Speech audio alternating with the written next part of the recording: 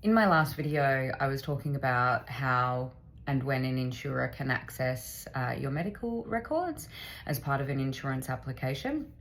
This is part 2 of the video, and I actually want to talk to you about genetic testing. So, firstly, what is a genetic test? So you go for a genetic test when you want to see or have a look at your genes and your DNA to see if you have a higher likelihood of some more hereditary conditions such as cancers and those types of things. So for instance, if your parents have had certain conditions, maybe you have a higher prevalence to develop those conditions.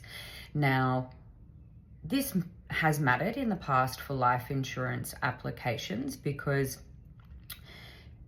previously, insurers were allowed to request copies of your genetic tests.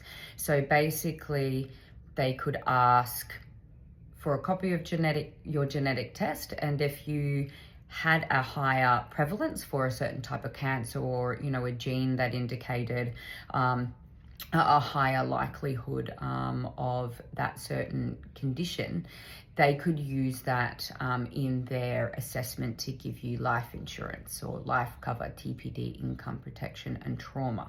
And so maybe it would end up with an exclusion or a loading for that likelihood.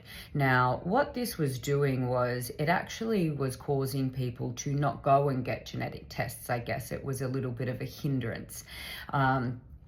Since 2019, there actually has been an industry, I think it's called a moratorium, where the insurers basically formed an agreement, and they said for any application for life TPD cover below 500,000, trauma, I think it was below 200, and then income protection below $5,000 per month, they had an agreement that they wouldn't take into consideration a genetic test. So anything below that amount, people could apply up to and not have a genetic test factored in.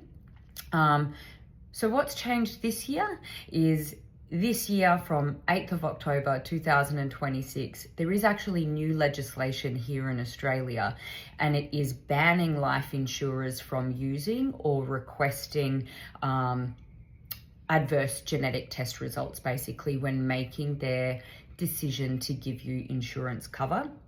Now, this is a significant change because we don't want people to be delaying genetic tests and not doing the appropriate, due diligence on their health and investigations because they're scared of insurance outcomes. So I think this is a really positive step for people, makes people feel a little bit more comfortable to do those investigations. It doesn't mean that an insurer can't ask about your health, of course. They do need to consider your symptoms, your medical history, your diagnosed conditions.